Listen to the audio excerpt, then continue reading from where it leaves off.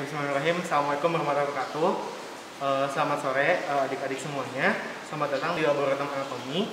Perkenalkan, nama saya Muhammad Haikal Hamdi sebagai asisten anatomi angkatan 2018. Ya, di sini kita akan mempelajari tentang dua sistem integumentum dan sistem muskular.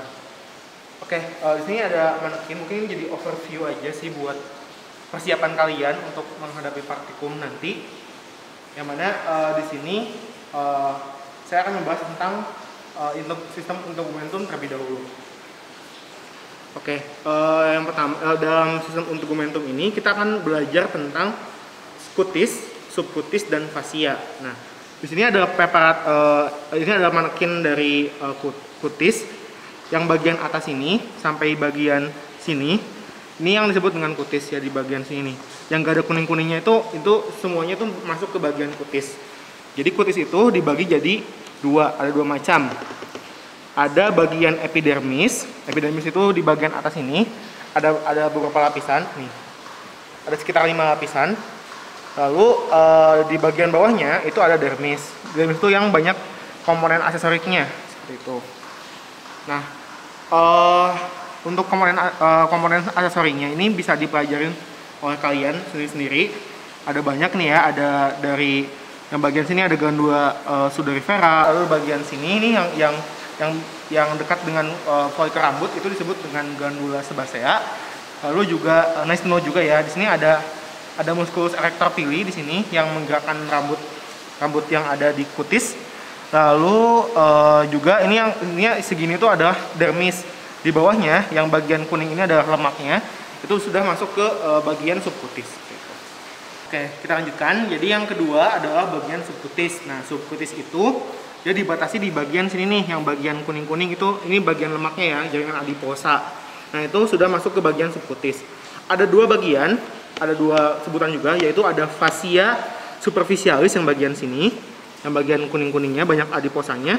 Lalu di bagian dekat dengan otot yang disebut dengan fascia profunda. Nah, bedanya apa sih Mas? Nah, untuk yang fascia superficialis itu terdiri dari jaringan ikat longgar gitu. Sedangkan untuk yang fascia profunda itu terdiri dari jaringan ikat padat. Udah gitu. Nah, selanjutnya juga untuk fascia ini, terutama yang fascia profunda itu akan membentuk sekat-sekat antara organ-organ. Nah, aplikasi klinisnya bahwasanya fascia ini penting karena di sana fascia tuh nanti akan mencegah terjadinya penularan infeksi dari satu organ ke organ lain gitu. Dan juga akan mencegah istilahnya kayak penjalaran dari sel kanker juga ke antar jaringan seperti itu. Itu adalah salah satu fungsi dari fascia. Jadi fascia itu intinya dia merupakan bagian dari subcutis. Oke, selanjutnya kita akan bahas terkait otot. Nah, otot itu dari jenis seratnya itu ada bermacam-macam, ada 3 macam, ada otot rangka, otot lurik, otot polos, dan otot jantung. Nah, silakan untuk adik-adik dipelajari bedanya apa sih antara ketiga otot tersebut.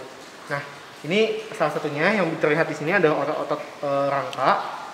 Ini ada musculus biceps brachii, ini juga salah satu otot rangka seperti itu. Nah, sekarang kita akan masuk terkait origo dan insersio. Bedanya apa sih? Nah, origo itu intinya dia tuh yang bisa memfiksasi otot yang bergerak gitu. Sedangkan insersio itu penghubung antara otot dengan tulang yang akan digerakkan seperti itu. Nah, di sini untuk origo bisa dilihat contohnya ini ada musculus biceps brachii yang mana origonya itu dekat dengan articulatio glenohumerus bagian sini. Ini membentuk articulatio ya di sini. Lalu sedangkan yang bagian insersionya itu dekat dengan articulatio cubiti gitu. Jadi intinya si musculus biceps brachii itu terfiksasi di sini, tapi dia bisa menggerakkan daerah sininya gitu. Jadi ketika ini digerakkan dia akan berkontraksi seperti itu. Oke, selanjutnya kita akan bahas tentang tendon.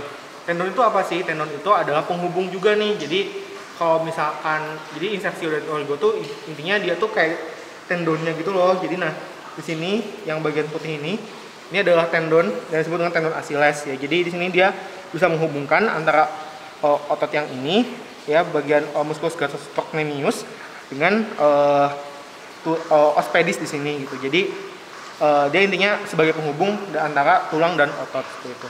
Nah, nanti juga dia bisa berperan sebagai origo atau insersio seperti itu. Oke, sekian untuk video praktikum pertama pada kali ini. semoga bermanfaat. Silakan untuk dieksplor lebih dalam lagi, nanti akan kita bahas lebih dalam lagi saat kita praktek. Terima kasih, saya cukupkan. Mohon maaf bila masih banyak kesalahan. Assalamualaikum warahmatullahi wabarakatuh.